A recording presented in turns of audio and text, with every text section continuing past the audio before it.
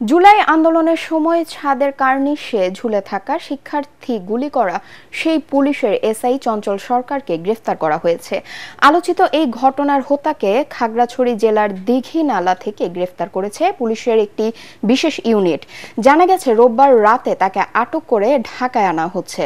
রাজধানী রামপুরায় ওই ঘটনা ঘটেছিল।